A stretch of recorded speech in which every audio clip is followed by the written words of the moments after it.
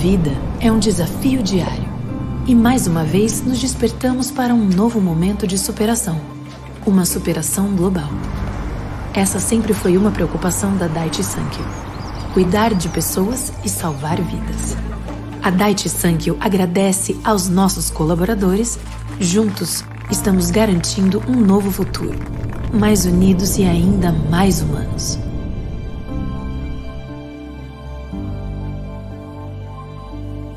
Daiichi Sankyo.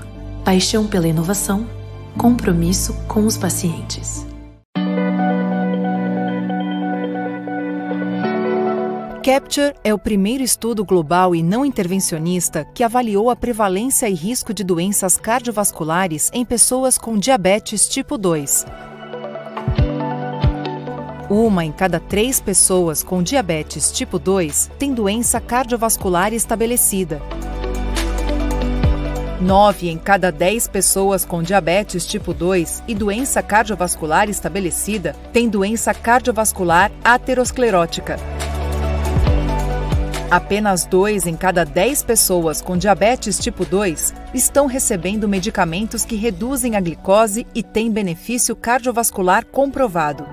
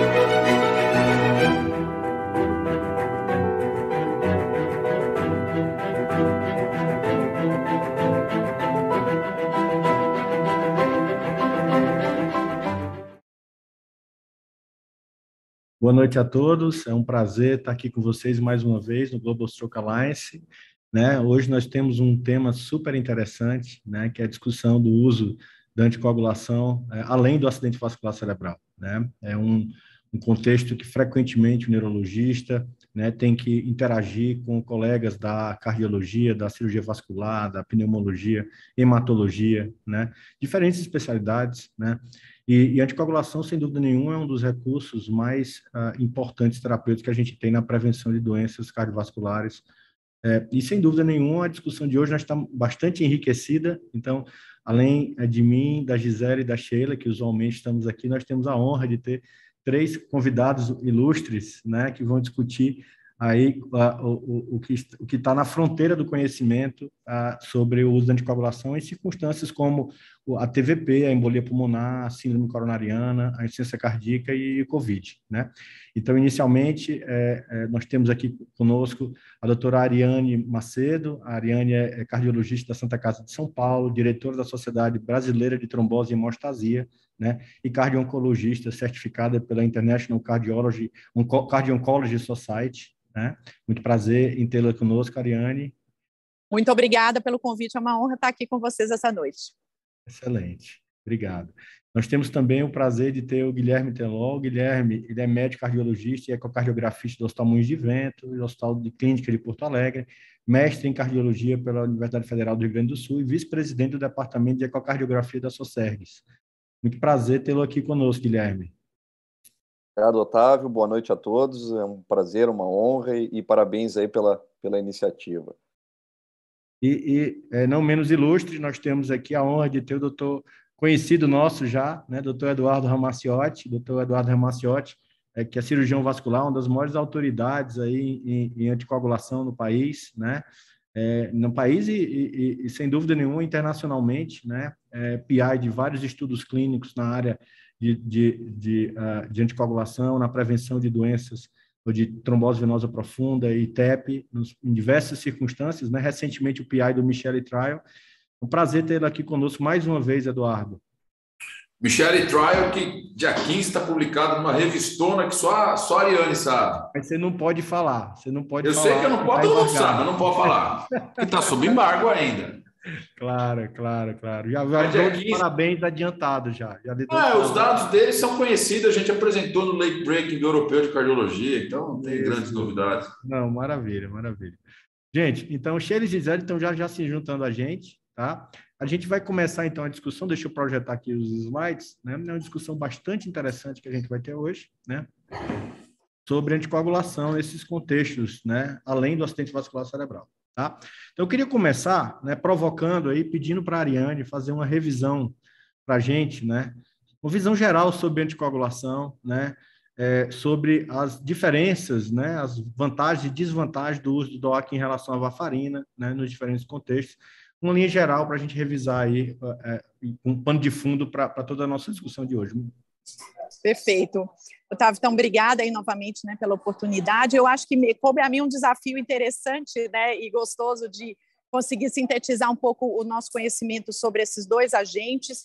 Então, do ponto de vista dos cenários que a gente vai abordar essa noite, Otávio, eu penso que falando especificamente de trombose venosa profunda, inicialmente, e principalmente no contexto do paciente oncológico, que é onde vocês vão ver aí ao longo da noite, é onde eu vou mais comentar, sem dúvida os DOACs vieram trazer para a gente que lida com o paciente oncológico, para os cirurgiões vasculares, que também lidam com os fenômenos trombóticos venosos, uma revolução no tratamento desses pacientes. A gente saiu da era da varfarina, que sem dúvida é uma droga extremamente eficaz para a prevenção e tratamento, mas que levava consigo uma série de riscos relacionados tanto à dificuldade de se atingir e de se manter um RNI em faixa terapêutica, quanto à necessidade de se fazer um pré-tratamento com heparina de baixo peso molecular e de se fazer um pré-tratamento anticoagulante parenteral. Então, Quando os DOACs vieram no cenário inicialmente, só relembrando, né, que eles vieram primeiramente no cenário de prevenção de pacientes,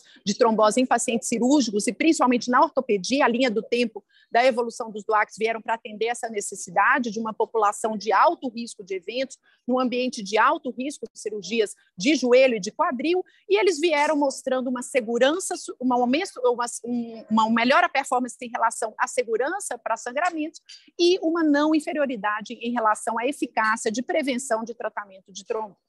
Isso evoluiu quando a gente passou para fazer o tratamento desses pacientes, mudando a maneira como a gente trata a trombose venosa profunda e embolia pulmonar. As quatro drogas testadas tiveram resultados parecidos, há diferenças entre elas, acredito que o Eduardo vai comentar, mas de maneira geral, mostrando uma não inferioridade em relação à varfarina e, novamente, uma superioridade em relação à segurança de sangramentos, principalmente sangramentos maiores. Faltava a gente ter a segurança dos DOACs nos pacientes oncológicos. Por quê? Tratar câncer já é difícil. Trombose em câncer é mais difícil ainda. Né? São pacientes que recorrem 4 vezes mais do que os pacientes não oncológicos e que, mesmo diante de uma anticoagulação eficaz, sangram o dobro da população sem câncer. Então, trata-se de um paciente de alto risco para as duas coisas, tanto para sangrar quanto para recorrer trombose. E nesse contexto, na era pré-DOACs, a gente tinha uma opção que era o uso da heparina de baixo peso molecular. Porque a heparina de baixo peso molecular se mostrou superior à varfarina na segurança no estudo CLOST, que foi um estudo lá de 2003 que comparou varfarina contra heparina de baixo peso molecular na dose terapêutica para tratar a trombose. E o resultado foi 56% menos recorrência, sem diferença de sangramento. Então, de 2003 a 2018, o padrão ouro para tratar TEV em câncer foi heparina de baixo peso molecular. Não preciso lembrar a todos a dificuldade que é manter uma anticoagulação injetável, crônica, por no mínimo 6 meses em um doente com câncer, que já é que já é muito invadido em um paciente muito frágil. O resultado disso é que a gente não tinha uma aderência a essa terapia e com 3 meses a taxa de descontinuidade, lembrando que câncer a gente trata em no mínimo 6 meses, com heparinização plena nesse caso, a gente já tinha uma redução de quase 40% na aderência. Então, na verdade, a gente fingia que tratava, porque varfarina não era bom, mas era o que dava para dar pela aderência, custo, etc.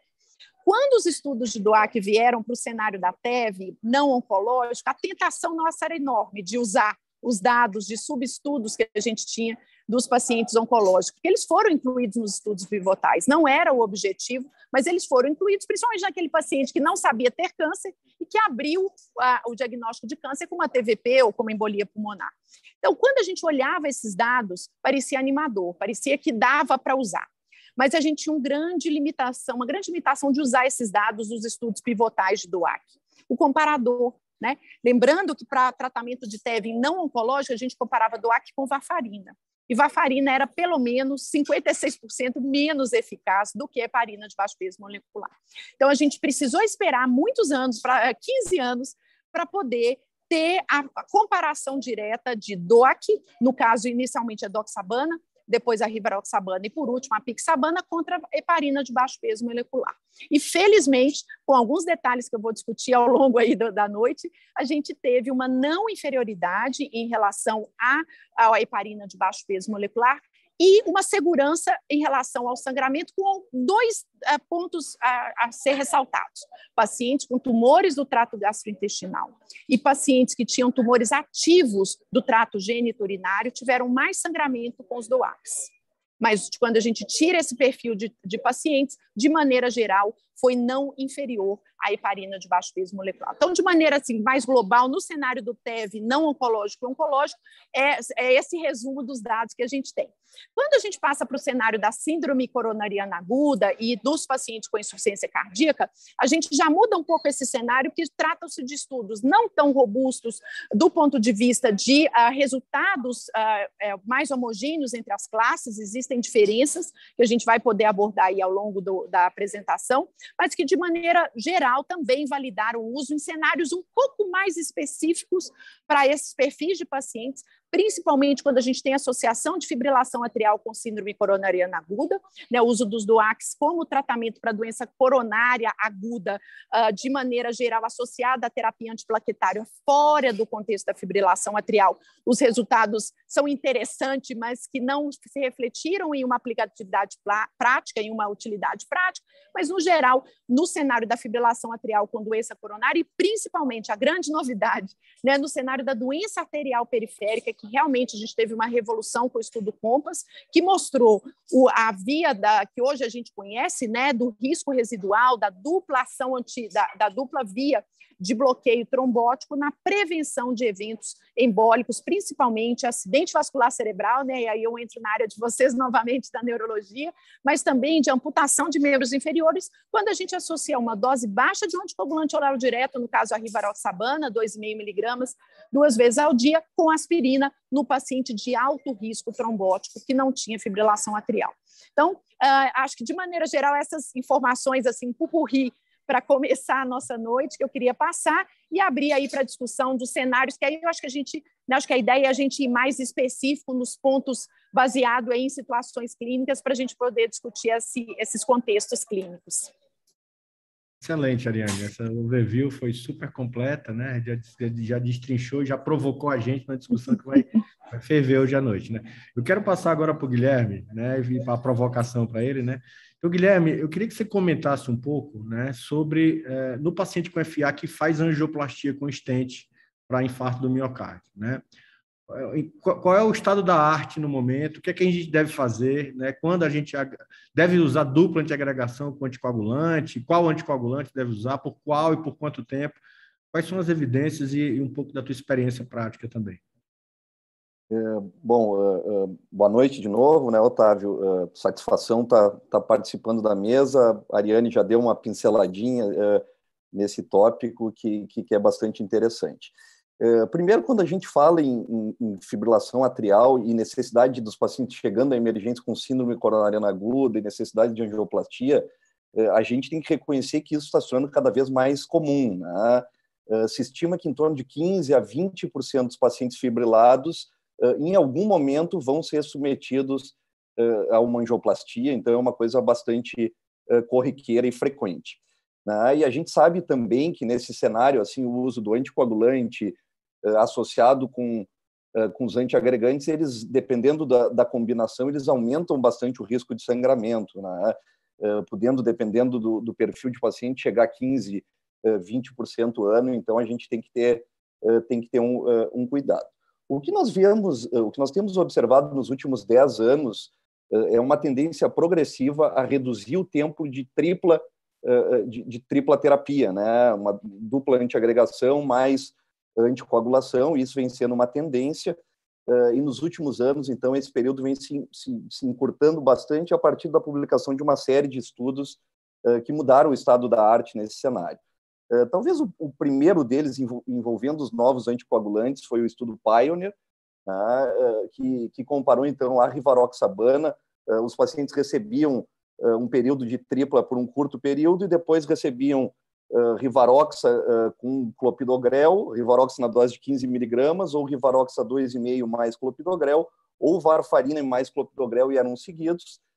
E nesse estudo, então, o primeiro com os novos anticoagulantes, a gente viu, então, uma taxa menor de sangramento, um estudo de não inferioridade, com o uso dos novos anticoagulantes. Então, a partir de 2016, essa tendência, então, a encurtar a tripla antiagregação, ela começou a se consolidar, e depois a gente teve a publicação de outros estudos que, no meu modo de ver, talvez tenha como grande baluarte o estudo Augustus, né, publicado no New England em 2019, estudo liderado pelo Dr. Renato Lopes, utilizando, então, a pixabana, onde os pacientes usavam tripla terapia por um período bastante curto, em torno de 5 a 6 dias, e depois ele, através de uma estratégia bifatorial, utilizava S ou placebo, ou a pixabana ou varfarina, né?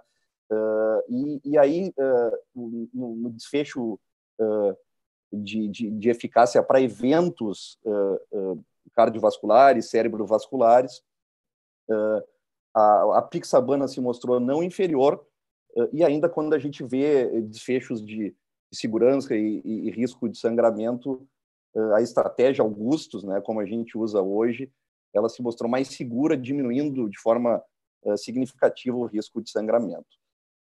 A partir disso, então, o nosso posicionamento como sociedade, a sociedade europeia nos colocou, então, na diretriz de síndrome coronariana aguda sem supra, agora de 2020, justamente essa recomendação. Então, o que a gente faz? A gente inicia com tripla terapia, a gente mantém, então, um AS por um período muito curto, em torno de 5 a 7 dias durante a internação, e depois a gente vai utilizar clopidogrel e mais um dos novos anticoagulantes, que pode ser, a rigor, qualquer um deles, todos eles foram testados com bons resultados.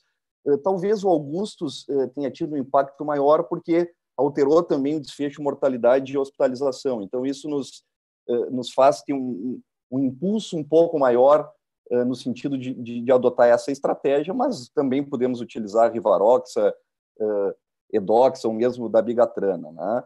Então, esses pacientes vão utilizar depois clopidogrel e mais um novo anticoagulante por um período habitual em torno de 1 ano, e a partir de 1 ano, aí a gente tem também informação do ensaio clínico, o estudo AFIRE, que foi publicado também em 2019, e que mostrou de novo a segurança do uso dos novos anticoagulantes, reduzindo o risco de sangramento depois de 1 ano, num cenário jamais de doença estável. Então, a diretriz, de forma resumida, ela propõe isso, baseada nessas informações desses trials todos, né? Então, tripla por um período de 5 a 7 dias, depois clopidogrel mais um dos novos anticoagulantes por até 1 ano, e depois a manutenção só com um novo anticoagulante que a gente pode escolher. Aqui é muito importante de ressaltar que, quando a gente faz essa estratégia, nós devemos utilizar o clopidogrel. Por quê? Porque em todos esses trials citados, 90% dos pacientes receberam clopidogrel. Então, a taxa de uso, por exemplo, do ticagrelor foi muito pouca, e ainda a gente tem uma meta-análise bem recente tentando comparar o desempenho do clopidogrel versus o ticagrelor, mostrando que ainda que o N do ticagrelor seja pequeno, o clopidogrel parece ter um desempenho melhor, mostrando, então, que é o antiagregante de escolha na combinação a um dos novos anticoagulantes. Então, resumidamente, depois a gente também pode estender essa discussão, o que a gente tem feito é justamente isso, é uma estratégia Augustus-like, que a gente usa tripla por curto período e depois dupla com clopidogrel e mais um desses novos anticoagulantes aí tem pontos de benefício, algumas individualizações que a gente pode fazer. Mas acho que seria isso para a gente iniciar aí a nossa conversa. Excelente, excelente. Obrigado, Guilherme. Vamos passar, então, para a discussão do nosso colega Eduardo Ramaciotti. Eduardo, eu queria te provocar agora, né, sobre o uso de DOAC na prevenção de TVP e TEP, né? Então, no paciente com TVP aguda, no paciente que tem embolia pulmonar, né? Quais são as situações em que a gente deve usar a varfarina ou heparina, né? Aqueles pacientes também com trombofilia, quais são as recomendações? E se discutisse um pouco desse panorama para a gente. Então sou cirurgião, né, Otávio? Eu vou ponto a ponto aqui. E a gente está falando de DOAC. Eles foram desenvolvidos para fibrilação atrial. São drogas feitas, todos eles, dabigatran, rivaroxaban, apixaban, edoxaban, para o doente com fibrilação atrial frágil para evitar AVC isquêmico e embolia periférica. Mas, quando você traz essas drogas para o mundo da TVP, ela funciona de forma segura, porque a população é mais jovem. Para profilaxia, o primeiro bullet seu, essas drogas foram testadas na profilaxia de cirurgia maior ortopédica. Prótese total de quadril, prótese total de joelho. Funcionam tão bem, ou eventualmente melhor que a inoxaparina, funcionam tão bem quanto fonda, e estão na bula para profilaxia de cirurgia maior ortopédica. Você pode usar quase todas, menos o edoxaban, que não está na bula brasileira. Nós testamos no paciente clínico e deu tudo errado. Sangrou. Então, a apixaban, o ADOPT é estudo nosso, lá eu fui diretor do ADOPT, não deu certo. O betrixaban deu certo mais ou menos, mas não tem no Brasil. E o Xarelto, 2 trials negativos viraram uma aprovação do FDA. Então, a gente pode usar o Xarelto 10 para profilaxia de paciente clínico, tanto dentro do hospital quanto na fase de extensão nos Estados Unidos. Aqui no Brasil, nós não conseguimos essa bula. E ninguém ainda estudou em outras cirurgias, profilaxia pós-operatória. A gente está estudando agora em alguns dos meus alunos, a tese de doutorado do Malavasi é rivaroxaban versus enoxaparina no pós-op de cirurgia pélvica para câncer. Então, para profilaxia, o uso é pouco. Ortopedia e paciente clínico. Tem 2 estudos para Riva e Apixa para profilaxia de paciente com câncer em quimioterapia, com score de Corana acima de 2, mas não está na bula brasileira também. Então, é limitado, por incrível que pareça, o uso de DOAC para profilaxia. Para paciente com TVP aguda, é sensacional. A mensagem a Ariane já falou, todos eles funcionam igual a heparina mais varfarina, sangram menos. Sangram menos aonde? Na cabeça e sangramento mortal. Então, não tem muita discussão, né? Tem que tratar a TVP aguda com DOAC. Para a embolia pulmonar não tem diferença nenhuma. Nós colocamos os doentes, na maioria dos trials, 1/3 com embolia pulmonar, 2/3 com TVP, e todas as análises mostram que funciona idêntico. A mensagem é igual. Funciona bem, igual a varfarina, sangra menos. Sangra menos aonde? Na cabeça. Então, não tem muita dúvida também. Nós excluímos dos estudos as embolias instáveis. Mas, óbvio, estabilizou, pode dar DOAC. Então, a mensagem é bem clara para a TVP. Funciona igual a varfarina, sangra menos. Alguma situação que seria melhor usar varfarina? Na TVP, tem uma só, que é síndrome de fosfolípido. Por enquanto, a gente não usa DOAC. Por quê? Porque os estudos mostraram que provavelmente a dose é insuficiente. Porque quando a gente dá varfarina, o INR é 3,5. E quando a gente comparou para os tratamentos de TVP, o INR era 2. Existem 2 trials agora que estão para ser completados, que a gente está testando em SAF, rivaroxaban 15 2 vezes por dia o tratamento inteiro. Mas, por enquanto, varfarina é para SAF. Ponto. Um outro uso para varfarina, os pacientes com prótese metálica. Essas pacientes que se tem TVP e estão anticoaguladas, você não pode dar DOAC para elas porque dá tudo errado, dá muito AVC. E a conclusão que a gente chegou, nós publicamos um estudo experimental com isso, publicamos na ATVB, é que provavelmente os doentes esquecem de tomar. Imagina você com uma prótese metálica, você vai fazer AVC se você esquecer 1 ou 2 dias. Então, esse provavelmente é o motivo que os DOACs nunca vão dar certo nessas próteses. Heparina, a Ariane falou, eventualmente câncer a gente tratava com heparinização plena, trombose associada ao câncer, mas caiu por terra com os inúmeros estudos com DOACs que a gente fez. Então, é muito reservado o uso da heparina de baixo peso, provavelmente para trombose associada ao câncer gastrointestinal, que ainda tem um pouquinho de risco de sangrar, mas agora com a Pixaban, o estudo Caravaggio, nem isso mais. Então, mensagem clara, varfarina, SAF, independente de ser triplo positivo ou não, e prótese metálica. Para trombofilia, recomendação especial, pode usar para todas as trombofilias, os DOACs, todas, sem exceção, fator 5 de Leiden, fator 2, déficit de proteína C, proteína S, PAI1, fator 3, tudo, menos para SAF. SAF, por enquanto, é varfarina e INR em torno de 3,5 e dá um pouquinho de aspirina para os doentes. Então, meus 5 bullets, bem direto ao ponto, é isso aí, Otávio. Excelente, excelente. Deixa eu fazer uma perguntinha, aproveitar, Eduardo. Tudo bom, pessoal? Tudo bem. Me diz uma coisa, e quando vocês começam a medicação, por exemplo, numa embolia pulmonar, tá? A dose de início do tratamento? Para cada um deles, é um esquema diferente. Nós publicamos um cartoon for idiots, que eu brinco disso, for dummies, que mostra como é que é a coisa, porque todo mundo faz... É a minha aula mais concorrida, Anticoagulation for Dummies, todo mundo quer essa. É um cartunzinho colorido, que é basicamente assim. Rivaroxaban, dose de ataque, 15 miligramas 2 vezes por dia por 3 semanas. Depois passa para 20. Eu te mando esse cartãozinho, se vocês quiserem. É bem fácil mesmo. A Pixaban, 10 miligramas 2 vezes por dia por 1 semana só, não por 3 semanas. E aí passa para 5 miligramas 2 vezes por dia. Da Bigatran, tem que dar heparina antes. Nós não testamos dose de ataque com dabiga. Então, hepariniza 5 a 10 dias, depois passa para dabiga 150 2 vezes por dia. Edoxaban, mesma coisa, mandatório dar heparina antes. E aí você transiciona para 60 miligramas dose única, ajustando a dose para quem tem um de 3 critérios. É uma arte e esse cartunzinho tem sido muito útil. Rodou o planeta aí. Quanto mais simples eu faço, mais o povo gosta, Sheila. Não, maravilhoso. Então, tu já nos passa, que a gente compartilha com o pessoal aqui, porque toda vez que a gente precisa começar, eu tenho que ir lá olhar qual é a dose, porque a gente sabe que a dose de ataque, o início é diferente, então é importante. Eu vou tirar uma foto agora do cartunzinho que a gente publicou e já mando no chat para vocês. Pronto. Perfeito, perfeito. E agora eu te pergunto, Sheila, valendo uma Coca Zero no próximo congresso presencial, por que 3 semanas para Rivaroxaban? Bom, eu acho que seria bom tu responder a pergunta, né? A resposta é bem interessante. É uma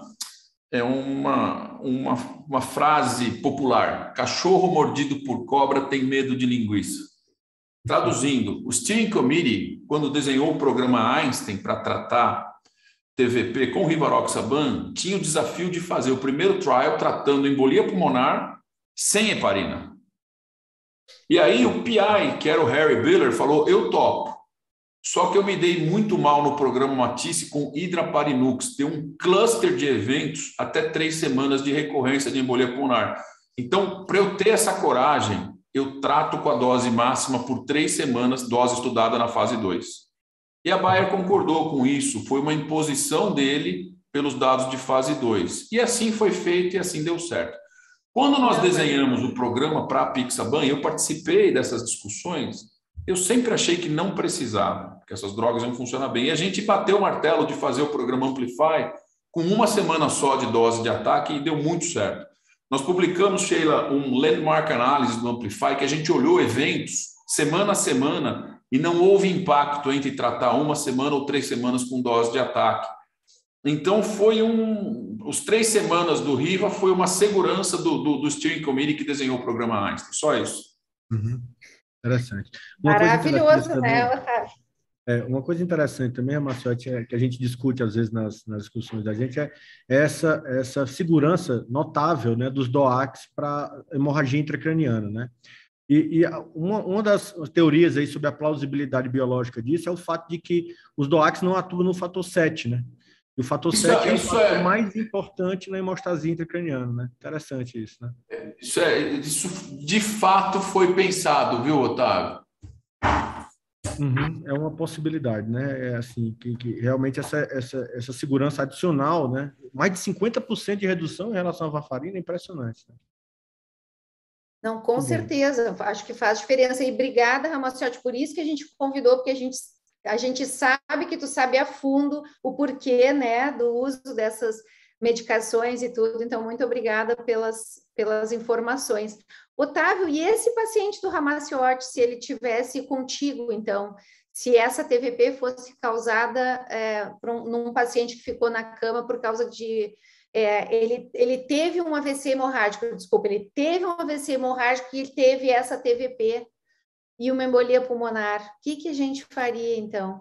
O vascular quer saber se pode anticoagular. Então, essa pergunta é uma pergunta difícil, né? Um limbo, né? A gente está num limbo, sem dúvida nenhuma, é o lençol curto, né? Cobre a cabeça e descobre os pés, descobre a cabeça, né? Mas assim, Sheilinha, primeira coisa, né? Até a nossa residência, quando a gente fazia residência de neurologia, era praticamente uma contraindicação para anticoagular qualquer paciente que tinha sangrado na cabeça já, né? E tinha hemorragia cerebral. E isso mudou radicalmente, né? Isso mudou radicalmente. Uma pela percepção de que, sem dúvida nenhuma, o risco de evento isquêmico nesses pacientes, seja embolia pulmonar ou AVC, nos pacientes graves, né, é muito mais alto do que o risco de recorrência do AVC, né, AVC hemorrágico, né, a médio e longo prazo. E na fase aguda, o risco de expansão do hematoma, ele é sobretudo nos primeiros 2, 3 dias, né, então, uma vez controlando a pressão arterial, o risco de expansão do hematoma é muito baixo subsequentemente. Provavelmente o que acontece, na verdade, existem 3 fases de expansão do hematoma, mas numa fase, depois de alguns dias já tem, na verdade, um início de reabsorção do coágulo, né? E até um processo inflamatório em torno que restringe bastante. Você tem até um aumento do risco de TVP nos pacientes com AVC hemorrágico, é muito maior do que nos pacientes com AVC isquêmico. Então, realmente, existe uma ativação muito pronunciada da cascada da coagulação nesse contexto. Então, na prática, o que a gente faz é que, depois de 7 dias, esses pacientes com risco grande de fenômenos embólicos, seja os pacientes com válvula metálica, né, os pacientes que têm uma TVP com embolia pulmonar extensa, a gente reinicia a anticoagulação, sim, tá? Acho que um ponto importante é controlar bem a pressão arterial desses pacientes, obviamente, né? Então, controlar bem a pressão arterial, seja com drogas intravenosas inicialmente, depois com drogas orais, né? Manter a pressão bem controlada. E, obviamente, que depende também do subtipo de AVC hemorrágico, né? Se a gente está falando de um paciente com AVC hemorragia hipertensiva profunda, o risco de recorrência é muito menor do que um paciente, por exemplo, com angiopatia amiloide, né? O paciente, por exemplo, com um aneurisma não clipado, né? Ou então um paciente com um quadro de uma lesão tumoral, com metástase cerebral que sangrou, né? Uma hemorragia secundária, uma MAVE não embolizada. Então, são circunstâncias diferentes, a gente tem que individualizar, mas a grande maioria dos casos, no caso da AVC hemorrágica, você vai estar diante de uma vasculopatia hipertensiva, então, controlando a pressão, depois de 7 dias, a gente pode voltar à anticoagulação desses pacientes, deve voltar, né, por causa do risco realmente de embolia pulmonar e morte relacionado à TVP.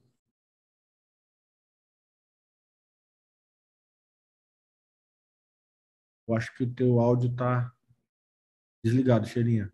Não, desculpa, tu que está com os slides aí, né? Que Isso. o próximo paciente é o Dariane, então vamos ver. Passa aí, Otávio. Isso.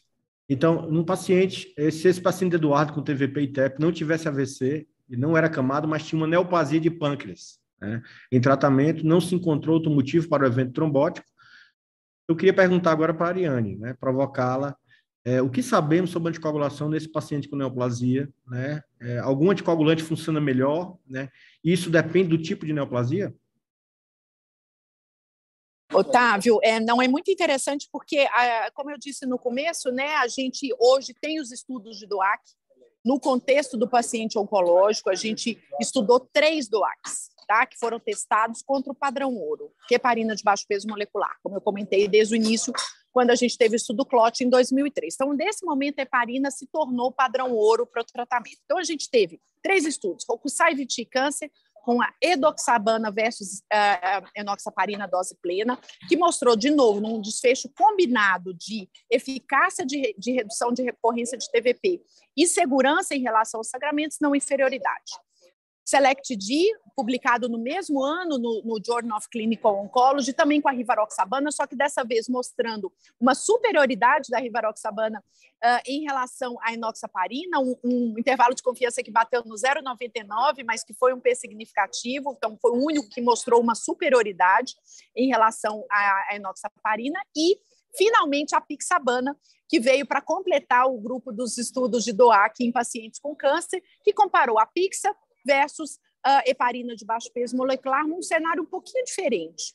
Eles incluíram pacientes com tumores do trato gastrointestinal, mas principalmente pacientes com tumores de cólon operados. E esse paciente aqui que você colocou para mim é um paciente que tem um tumor de pâncreas, né, que, lembrando, é o tumor que mais se associa com o risco de eventos trombóticos.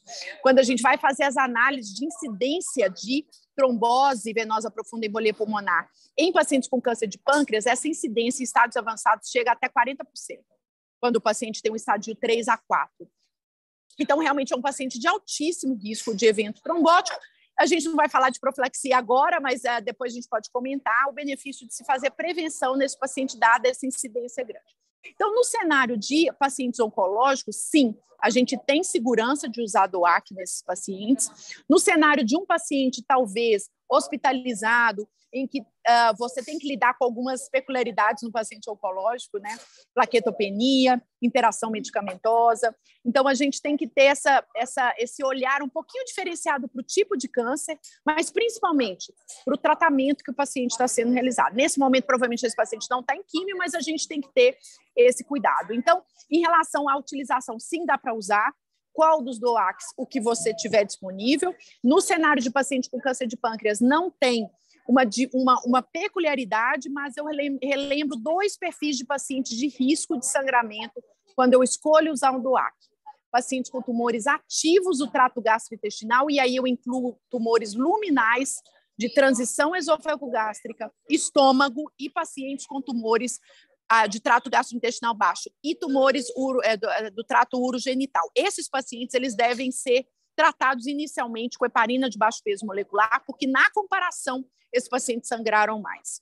Uma vez que esse tumor é operado, ou uma vez que esse tumor é tratado com radioterapia e você diminui o risco trombótico, aí considera-se tratar com DOAC. Então, sim, a gente tem estudos, sim, pode-se utilizar nesse contexto de paciente com tumor não ativo do trato gastrointestinal, qualquer um dos 3 DOACs é liberado para esse paciente.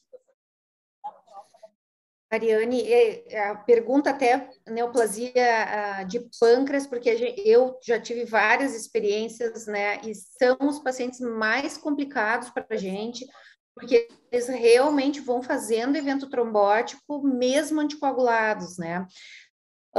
E nesse paciente, especificamente com neoplasia de pâncreas, fazendo eventos apesar da anticoagulação com DOAC, tu acha que valeria a pena trocar o DOAC, por exemplo, tá com a Apixaban, vale a pena trocar o DOAC ou heparina de novo, já que tu colocasse que Rivaroxaban versus heparina, Rivaroxaban foi melhor, né? Tu acha que teria algum que a gente poderia escolher no caso de, apesar de anticoagulação, ele continuar falhando? Sheila, a gente tem algumas orientações nesse sentido no paciente oncológico. Então, uma vez que o paciente faz evento em vigência de anticoagulação, a primeira questão é checar a aderência, né? Checar realmente se o paciente está tomando na dose correta, se ele está aderente àquela medicação. Segundo ponto, checar a interação medicamentosa, ver qual quimioterápico esse paciente está utilizando, se tem uma competição.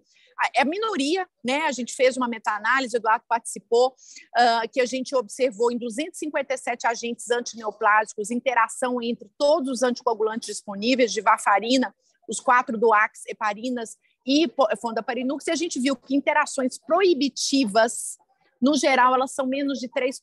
Nos DOACs, isso não chega a 1,5%. Mas, de qualquer maneira, existem no paciente oncológico, múltiplas drogas que podem interagir. Então, eu checaria a aderência.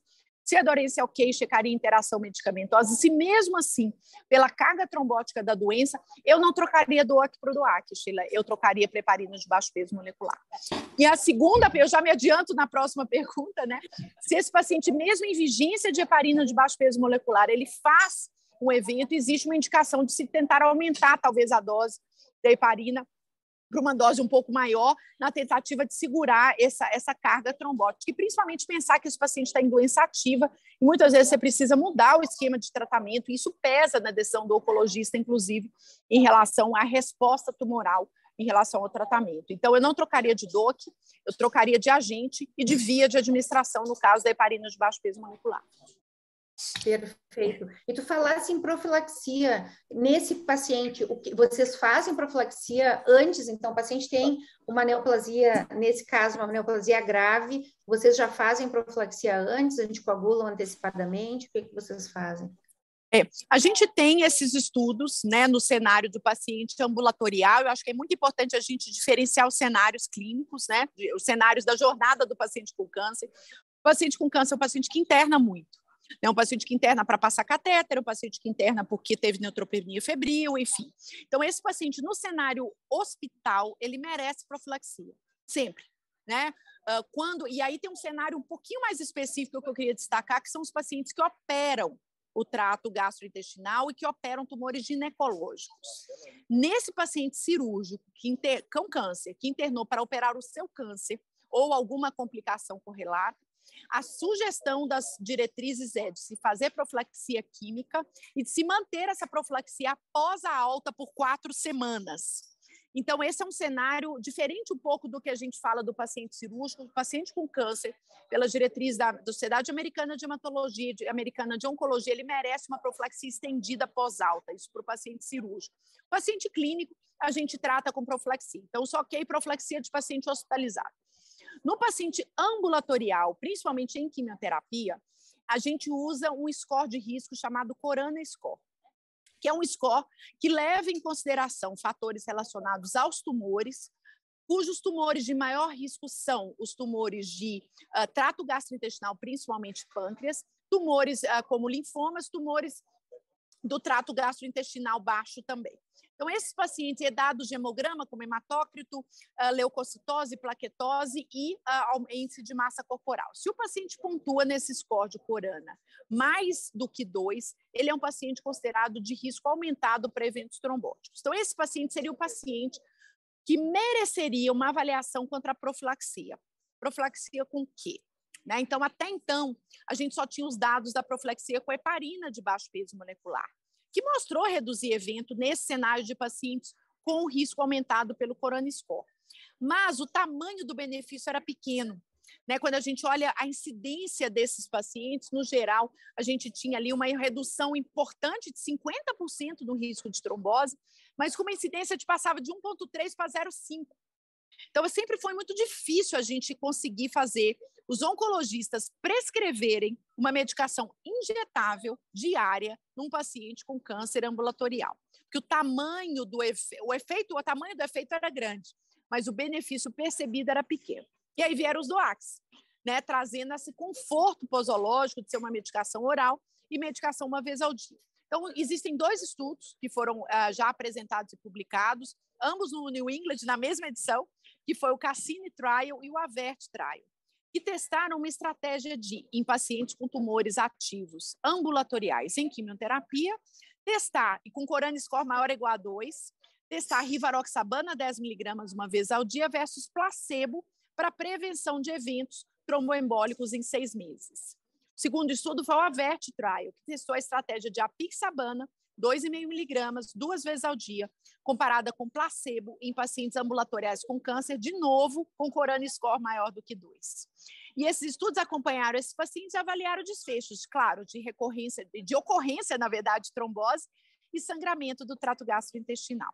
Uma diferença metodológica importante desses estudos é que no estudo da rivaroxabana, que foi o Cassini, eles faziam busca ativa de trombose. Então, esses pacientes faziam ultrassons de membros inferiores periodicamente durante o estudo. E para entrar no estudo, eles tinham que ter um Doppler de membros inferiores negativo. E o que chamou a atenção nesse estudo foi a alta incidência de trombose à entrada do estudo, quando os pacientes, principalmente os pacientes com tumor de pâncreas, tem uma subanálise que eles mostraram que quase 10% dos pacientes já tinham trombose não diagnosticada e não sintomática. Então, o estudo do Cassini, ele teve uma diferença metodológica de uma busca ativa para trombose. E os resultados, no geral, desses estudos, na análise por intenção de tratar, no estudo do Cassini, da rivaroxabana versus placebo, na análise de intenção de tratar, não houve benefício, o estudo foi neutro em relação ao benefício de recorrência de trombose e um aumento não significativo na ocorrência de sangramento. Quando a gente faz a análise per protocolo, porque a gente teve uma taxa de abandono do tratamento profilático, em termos de 40% no Cassini, eram pacientes muito graves, pacientes com doença metastática, doença avançada, então a gente teve um dropout do estudo grande, que esses pacientes, analisando mais a fundo, muitos pacientes foram desviados para estudos de oncologia, porque eram pacientes graves do ponto de vista oncológico. A gente, quando faz a análise on treatment, a gente vê benefício da rivaroxabana nesse cenário. No AVERT Trial, a gente viu um benefício em relação à redução de eventos trombóticos. A gente não teve tanto dropout, mas pegou uma população de um pouco menos risco, tumores ginecológicos. No Cassini tinha muito tumor de pâncreas, tinha muito tumor do trato gastrointestinal, muita doença metastática. Então, de maneira geral, hoje a gente tem estudos que validam a utilização dos anticoagulantes orais nos pacientes com Corana Score maior que 2.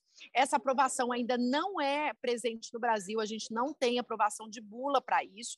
Nos Estados Unidos, a última diretriz de profilaxia de TEV em câncer, ela aborda essa situação, coloca para você considerar essa situação, mas ainda a gente não tem essa aprovação disponível. Vida real, Sheila, a gente consegue entender esse risco trombótico, mas a aplicabilidade prática, eu vou te falar que, na verdade, é difícil fazer profilaxia em câncer, né? São doentes mais, vamos dizer assim, politratados, e a gente trabalha muito com a oncologia para tentar pegar um nicho de pacientes de mais risco para a gente poder oferecer a profilaxia. O que a gente faz na prática é ter uma vigilância e um acompanhamento de perto desses pacientes, principalmente para pacientes com tumores de pâncreas e trato gastrointestinal, para que a gente consiga tentar reduzir isso e fazer um diagnóstico mais precoce. Mas, de maneira geral, o que a gente tem hoje, sim, existem dados, infelizmente, com uma aprovação ainda não disponível no Brasil. Mas, para pacientes de alto risco, eu faço profilaxia e, em parceria com a oncologia, entendendo esse risco trombótico, sem dúvida, câncer de pâncreas é um grupo que se beneficia com maior intensidade dessa estratégia. Espero ter conseguido responder. Não, maravilhoso, excelente. Otávio, próximo aí.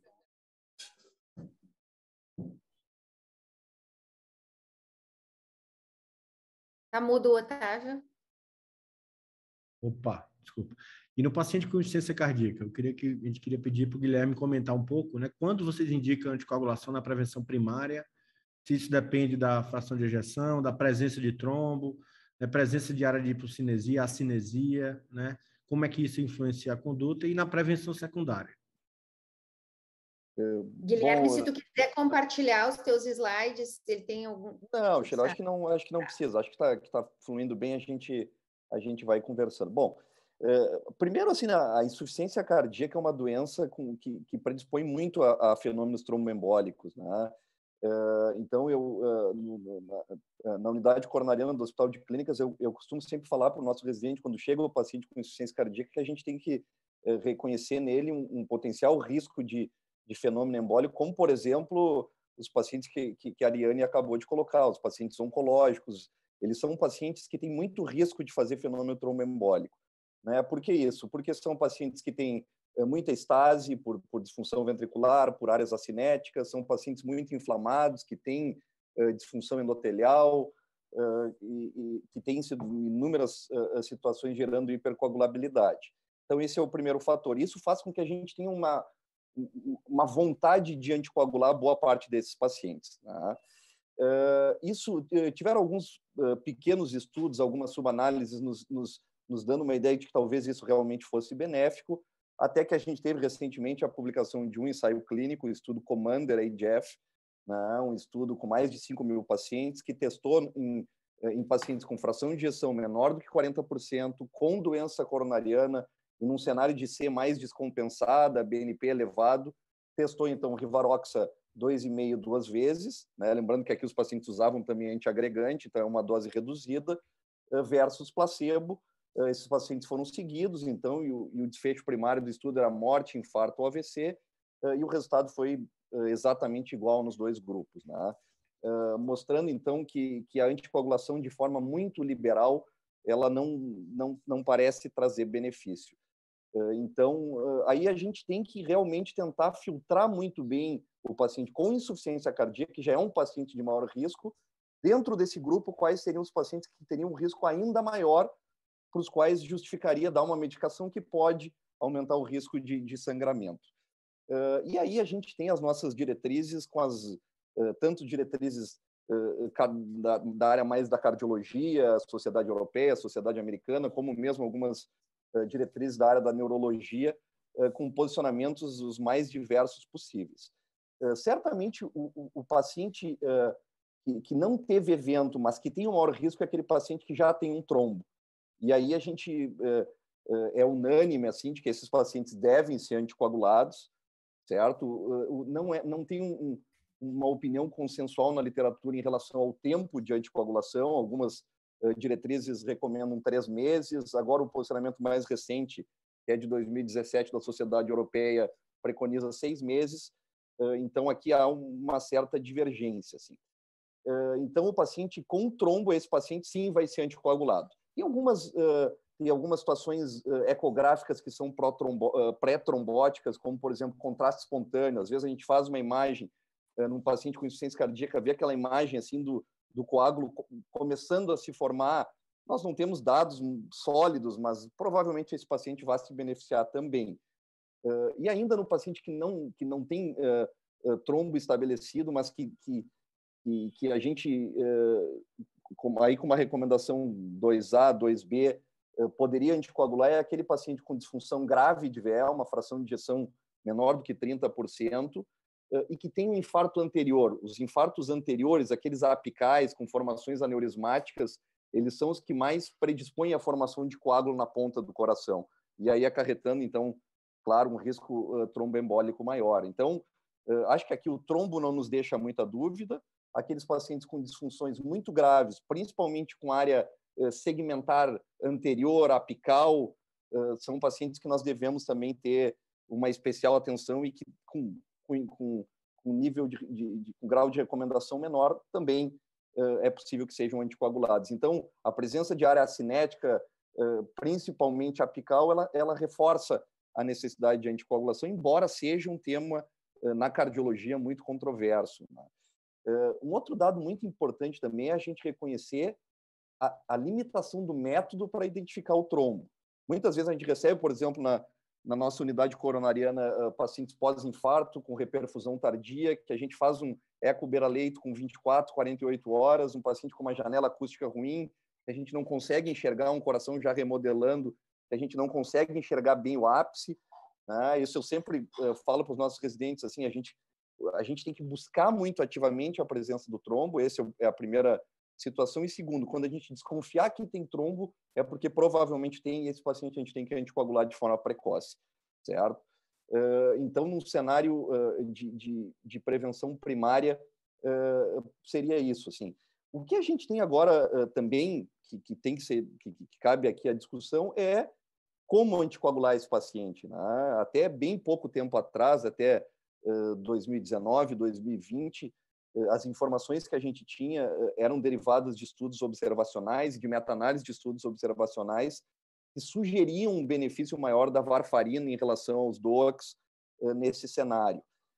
Agora, em 2020, a gente teve uma primeira meta-análise redirecionando isso, e agora, alguns meses atrás, a publicação do primeiro ensaio clínico, né, o estudo NO-LVT, que foi um estudo pequeno, com 76 pacientes, que tinham, então, a evidência de um trombo, boa parte deles pacientes isquêmicos, e que foram randomizados, então, para rivaroxabana, 20 miligramas, em comparação com enoxa e depois varfarina. E o que a gente observou, embora com todas reconhecendo as limitações de tamanho do estudo, foi um desempenho bastante satisfatório dos DOACs, que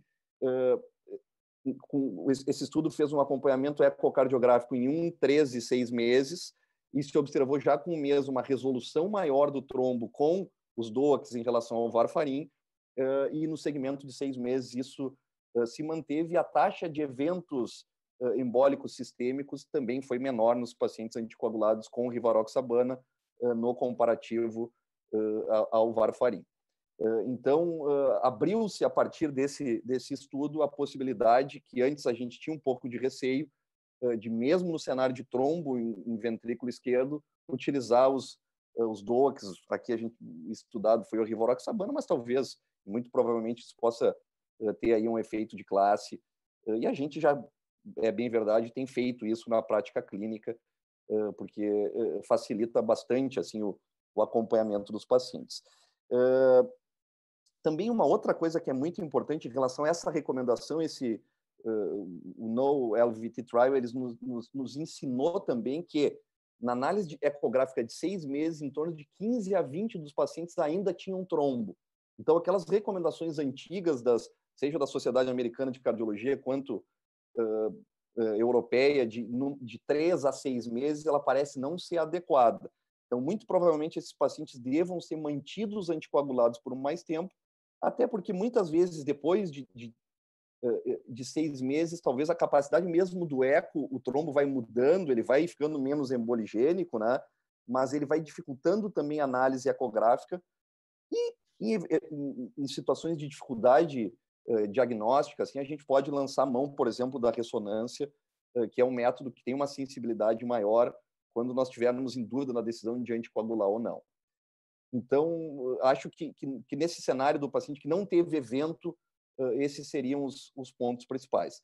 Naquele paciente que já teve um evento, né, um paciente com insuficiência cardíaca, com uma área segmentar, que já teve um trombo, já fez um evento emboligênico, assim, sistêmico importante, aí nós somos mais liberais ainda, né, Sheila, Otávio, e a tendência cada vez maior de nós cardiologistas é manter a anticoagulação até que a gente tenha um motivo em contrário para não utilizar, assim, porque geralmente são eventos com grande repercussão clínica, que geram muito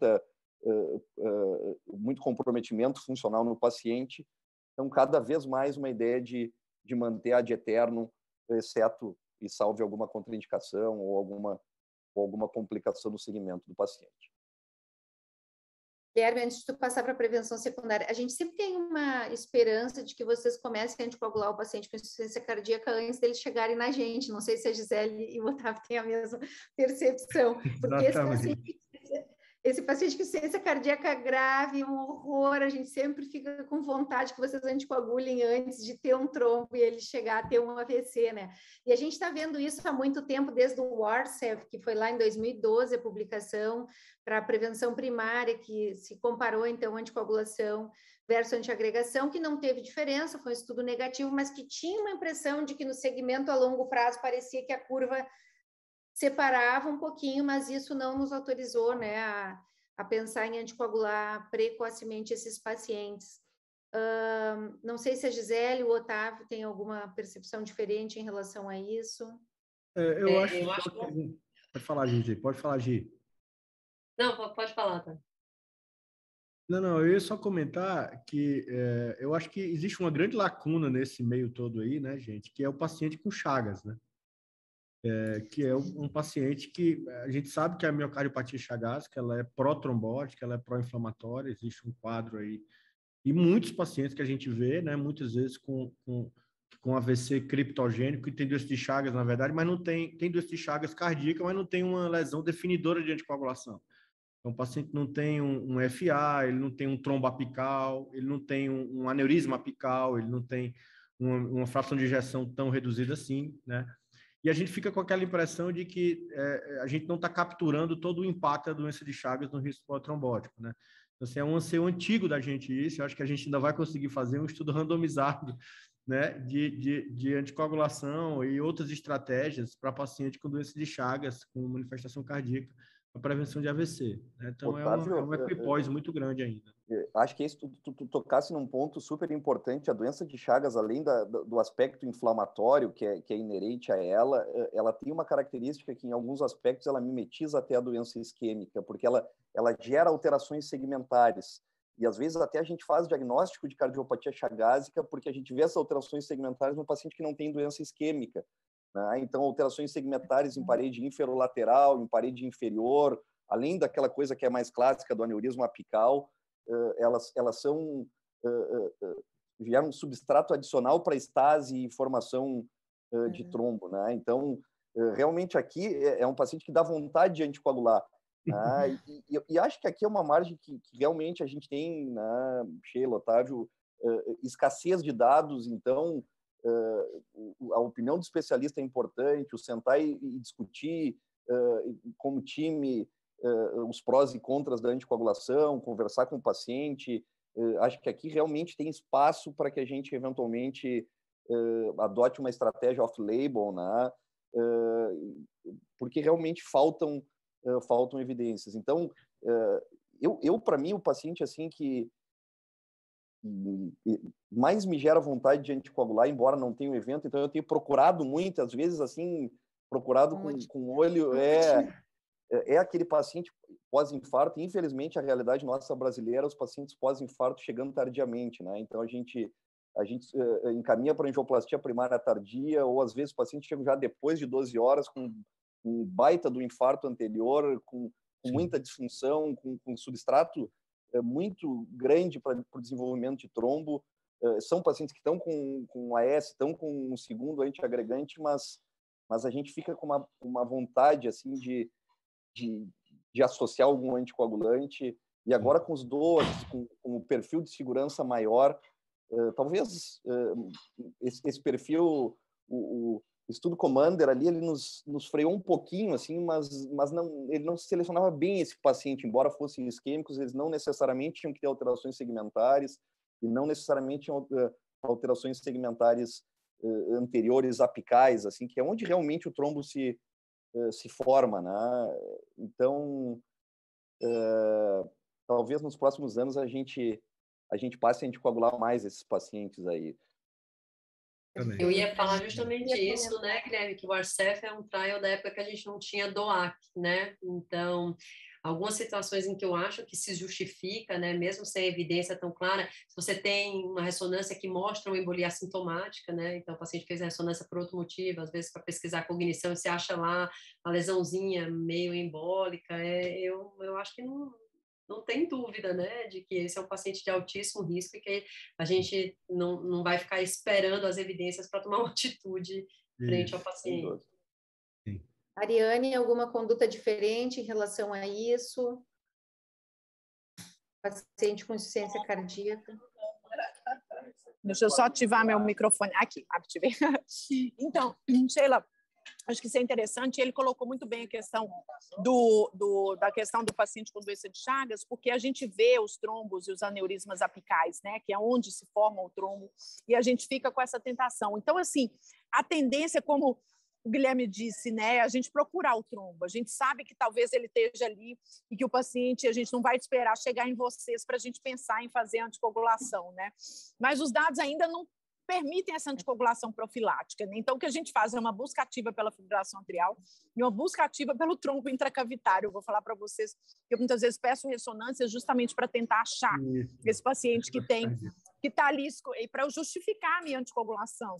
Né? Porque hoje os dados ainda não permitem essa anticoagulação empírica, como foi apresentado pelo Guilherme. Então, realmente é um paciente que dá vontade, né? Mas a gente acaba não conseguindo ter evidência para anticoagular. Mas, sem dúvida, uma busca bem ativa para esses pacientes. Essa pergunta que eu ia fazer para você, Ariane, sobre a ressonância cardíaca, mas a gente tem feito... Ajuda muito. Realmente, uma área de fibrose miocárdica importante, né? Áreas de remodelamento, sem dúvida nenhuma, ajuda a gente a tomar decisão. Mas eu acho que a gente precisa de um trial, né, gente? Eu acho que vamos se juntar e fazer esse trial o mais rápido possível, porque cabe a gente fazer, né? Cabe a gente aqui no levantado o gap, essa fazer esse ponto aí, né? Sim. Guilherme, fazer um comentário? Não, embora, né, eu seja ecocardiografista, é importante a gente ter o reconhecimento de algumas limitações do método, né? E isso, a gente, principalmente nesse cenário agudo, a gente tem alguns estudos avaliando sensibilidade do eco sem adição do contraste, né? E a gente vê que a gente perde em 3, 4 a cada 10 trombos nesse cenário apical, onde a visualização, principalmente em pacientes obesos, que é muito do perfil do paciente que a gente acaba recebendo com infarto anterior. Então, essa busca ativa assim, no paciente que a gente quer anticoagular, ela é justificada e talvez a ressonância possa nos ajudar em alguns desses casos a nos impulsionar para a anticoagulação, enquanto os ensaios clínicos não nos dão esse embasamento, assim, né? Então, acho que é por aí. Perfeito. E a prevenção secundária? Aquele paciente que já teve AVC? Aí, né, Sheila, eu dei uma pincelada, acho que aí também aí esses pacientes têm que ser anticoagulados e aí nós somos mais liberais, também com nível de evidência que não é tão forte, mas aí o perfil de risco de recorrência, ele provavelmente justifica uma anticoagulação e uma anticoagulação por período mais prolongado ou até de forma contínua, assim. Então, aqueles pacientes, a gente vê, assim, né, pelo menos nos últimos 2, 3 meses, eu lembro de 2 casos de pacientes pós-infarto que tinham daí trombo, que estavam com dupla antiagregação e que estavam anticoagulados e que fizeram evento embólico. Geralmente isso é um cenário que dificulta o manejo, o paciente está anticoagulado, então a questão do uso do trombolítico fica comprometido, né? Então mesmo o manejo do paciente é mais complexo, e aí são pacientes que que a gente tem a tendência a anticoagular de forma indefinida, assim. Gil, Otávio, algum comentário sobre isso? Pacientes com AVC com fração de ejeção baixa, eu botei aqui no chat uma pergunta, né? O que eles fazem? Então, o paciente teve AVC, tem fração de ejeção menor do que 35%, qual é a conduta? Não achou mais nada. Então, a maioria, que 72% anticoagularia, alguns usariam dupla antiagregação, 6%, e 22% usariam aspirina. Alguma coisa que vocês façam diferente quanto a isso?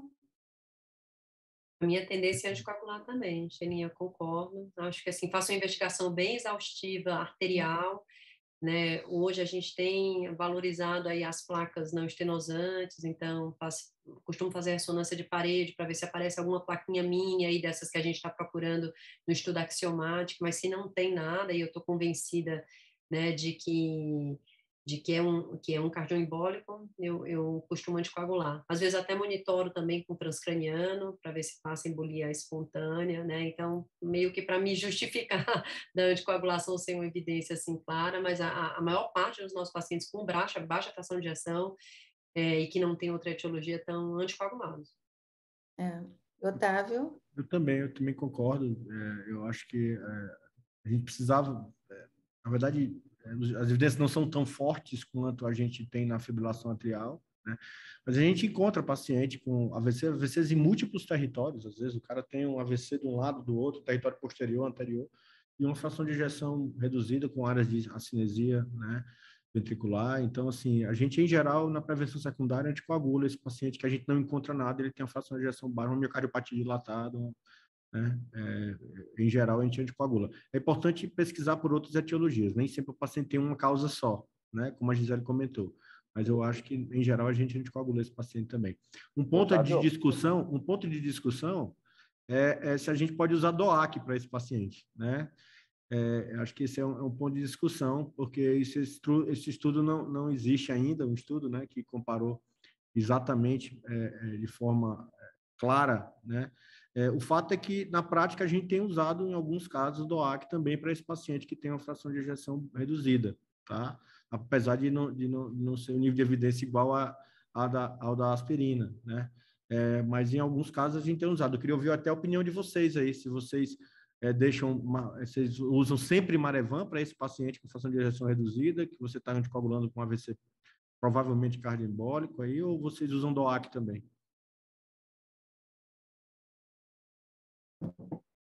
Notável a regra, né? Então, como os meus pacientes que têm fração de ejeção reduzida, a maior parte estão no ambulatório da Unifesp, ficam com varfarina, porque a gente não tem o DOAC no sistema público de saúde. Eu sei. Mas, quando o paciente tem condição, eu costumo dividir a decisão com o cardiologista. Né?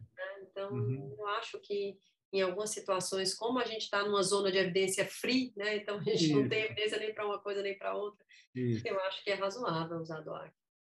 Eu vou me, não sei nem a opinião do Ramaciotti, mas eu vou usar as palavras dele, né? Eu vou usar as palavras dele. Quer dizer, você tem muito poucos contextos em que a gente não deve usar DOAC no lugar de varfarina, né? E, sobretudo, são aquelas condições onde o risco de trombose é realmente muito, muito elevado. Eu me lembro de uma frase muito interessante, né, do Joe Grota, né, e do Grota comentando o seguinte, que, na verdade, a válvula metálica é um dos dispositivos mais bem bolados já criados para fazer trombo, fazer coágulo, né? Você imagina, na verdade, você tem uma bolinha que está amassando a massa o tempo todo ali, né?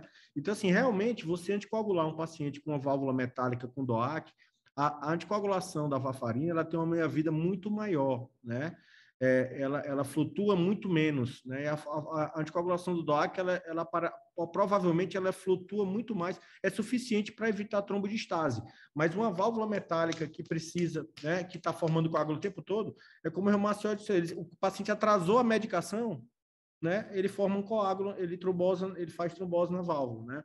E aí ele faz embolia. Então, a impressão que dá é que, realmente, em termos de plausibilidade geológica, no ambiente ainda do off-label completo, que esse paciente que tem doença ventricular, estase ventricular, na verdade, ele tem áreas inativas, né, fração de ejeção reduzida, ele está dentro do contexto, na verdade, de uma doença trombótica, né, com um risco parecido com o do FA e com um contexto também de estase. Tá? Eu não sei, eu não vejo, eu acho ele mais próximo do paciente com FA do que de um paciente com uma válvula metálica, né, ou com uma SAF grave. Né? Então, meu raciocínio é esse. Em alguns casos, a gente tem utilizado para esses pacientes também, principalmente os pacientes que têm um bom nível aquisitivo, eles não querem, às vezes, tomar varfarina, eles querem tomar DOAC, e a gente tem conduzido e com bons resultados. Mas, de novo, falta estudo nesse contexto. Sabe que na pandemia, com isso da gente mudar muito para DOAC sempre que possível, mesmo no SUS, alguns pacientes puderam comprar. E aí, nessa situação, realmente, a gente começou, que nem a Gisele, normalmente a gente dá varfarina, porque não tem no SUS, mas nesse período a gente anticoagulou pacientes com insuficiência cardíaca pós AVC, com DOAC, nesse contexto, né, a gente não precisar voltar várias vezes para fazer INR e tudo, mas eu concordo que a gente não tem um estudo maior nesse sentido ainda, né? Vamos lá, vamos ver o próximo, então, Otávio. Muito bem. Então, agora eu queria que o Eduardo comentasse, né, e o paciente com COVID, né? Qual o paciente que tem indicação de anticoagulação? O paciente está hospitalizado, sem eventos trombóticos? A gente vai anticoagular todo mundo, nenhum paciente, né? E no paciente ambulatorial, alguém precisa ser anticoagulado, alguém precisa de profilaxia? Só antes de falar de Covid, para fechar essa discussão toda de vocês, se você me permitir, Otávio. Pois não. Se vocês querem fazer trial, vocês podem correr, viu? Porque os anti-10 são que nem aquela namorada velha que o pessoal está enjoando e não tem muita novidade para fazer. O New Kid on the Block é o inibidor de fator 11. E para vocês, neurólogos, é a cerejinha do bolo. Exatamente. É isso aí. A gente já tá ligado. Eu tive doente no Axiomatic para a Gisele, mas vocês criam tanto critério de exclusão que eu não consigo pôr nenhum. Tá uma desgraça. Vocês são muito complexos demais para nós. Eu não criei nada. Vocês criam muito critério de exclusão. Deixa eu só interromper. Antes de na Bristol, quando esses critérios foram. Então, antes de ir para a Covid, o New Kid on the Block é o inibidor de fator 11. Tem um monte deles, tem 20. Então, vocês vão se divertir, vocês vão deitar e rolar. Para neuro, é a cereja do bolo. Então, não fica perdendo muito tempo com trial com anti-10, não. Vai pensando no anti-11. Agora, Eduardo, eu queria só comentar rapidinho, porque eu tive um problema de internet, agora voltou. Um minutinho só de uma situação muito específica de anticoagulação que eu não queria deixar de falar. Eu não sei se no momento que eu fiquei ausente foi falado, sei que é miocárdio não compactado. Não falamos. Então, eu acho, né, o Guilherme, eu acho que como ele é ecografista, é a área dele. Tem uma situação, né, que a gente está aprendendo a estudar e cada vez mais identificar, que são os pacientes que têm miocárdio não compactado, que muitas vezes a apresentação inicial da doença é para um AVC. Né? O paciente apresenta o evento embólico, é um paciente jovem, e a gente vai fazer aquela busca, eco, Holter, e de repente você dá diante de uma disfunção ventricular, e o ecografista, né, sendo um ecografista bom aí como o Guilherme, chama atenção, eu chamo a trabeculação ali aumentada, e talvez eu esteja diante de um miocárdio não compactado. Então, lembrando que para essa situação, onde a gente identifica se o paciente não abriu um quadro de acidente vascular cerebral, mas ele tem disfunção ventricular, principalmente disfunção ventricular abaixo, né, fração de ejeção de menor que 35, e um diagnóstico firmado por ressonância, que hoje é o padrão ouro para não compactado, não é um diagnóstico fácil do ponto de vista ecocardiográfico, acho que a gente tem hoje elementos, acho que o Guilherme pode comentar um pouco mais do que eu, mas existem critérios bem definidos, mas nem sempre ele é fácil de ser executado, mas pela ressonância, então se eu estou diante de um paciente com miocárdio não compactado para prevenção primária e ele tem disfunção, ele é um paciente que tem benefício de anticoagulação preventiva. Então, um cenário muito específico do especialista, mas que muitas vezes vocês, neurologistas, vão estar diante dessa situação. Então, é uma situação onde a gente indica, mesmo sem AVC e mesmo sem FA, a anticoagulação para preventiva, porque esses pacientes embolizam por conta do aumento das travéculas. Tem alguém com o microfone aberto, eu estou te ouvindo mal para caramba, viu? Você não me ouviu bem? Não, tem alguém vendo televisão, está entrando som de TV junto. Agora melhorou, alguém fechou aí. Fala de novo em uma linha. Não entendi nada. Miocárdio não compactado, que é uma doença genética hereditária autossômica dominante, a gente tem que fazer anticoagulação preventiva se o paciente tiver disfunção ventricular associada a miocárdio não compactado. É só uma situação bem específica da IC que precisa.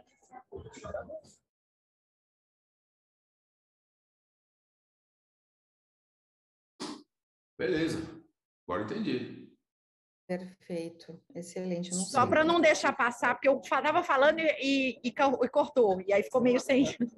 Desculpa. Não, mas excelente, porque isso é importante para a gente também, né? É muito importante saber. Não, concordo integralmente, né? E esse paciente, além de ser um paciente que muitas vezes se apresenta como primeira manifestação com fenômeno tromboembólico, ele é um paciente onde a identificação do trombo é muito difícil também, né? Porque aquela não compactação no ápice, que às vezes realmente é muito difícil de se diagnosticar e de diferenciar o que é normal do anormal. Talvez esse seja o grande desafio para o ecocardiografista e também para o médico que interpreta a ressonância. É uma situação onde identificar um trombo ali não é simples também. Então, são pacientes que formam muito, tem muita estase, e a anticoagulação profilática com disfunção parece ser muito benéfica, né? Nós vamos ter que fazer um global sobre o miocárdio não compactado, viu, Sheila? Eu acho. A gente precisa aprender isso, né? Certeza. O Sheila e Otávio, Gisele, a gente está aprendendo junto também. A gente também não sabe muita coisa de não compactado, não. Não, mas é bom porque às vezes o residente deu isso aqui no eco, essa miocardiopatia não compactada. É bom a gente saber que isso é muito... São duas coisas que a gente tem que definir: a indicação de desfibrilador preventivo para profilaxia primária, de acordo com a arritmia ventricular, e anticoagulação. São as duas coisas que mudam a história desses pacientes. Interessantíssimo. Tá bom, perfeito, obrigada. Vamos passar para a Covid agora, Ramaciotti? Vamos, jogo rápido, meu. Tem alguém com o microfone aberto? Eles são esses controladores seu aí do encontro digital. Manda os caras fechar o microfone. Eu já fica um eco também. Do caramba, eu sou músico, isso me incomoda uma barbaridade, meu. Eu pedi ali também. Agora sim. Os caras estão sabotando a gente, Sheila. Vamos lá, Otávio, Covid, não pode inventar a moda, viu? Que paciente tem indicação de anticoagulação? Quem tem evento, quem tem trombose arterial, trombose venosa, embolia pulmonar, tem que anticoagular sem inventar. Para paciente hospitalizado sem eventos trombóticos, não inventa a moda. Profilaxia clássica com enoxaparina 40, heparina não fracionada 5.000 de 8 em 8 ou fondaparinux 2,5. Saiu o Remap-Cap, que é uma zona, uma bagunça, aquela anticoagulação plena, dividida entre UTI e enfermaria, não foi um bom trial. Nicolau que fique bravo comigo, mas é um trial ruim, porque a estratificação UTI e enfermaria não é um bom score de risco para definir trombose. E o benefício que veio, que é a não necessidade de suporte, ele não sobrepassa o aumento de sangramento que os dois grupos de pacientes tiveram.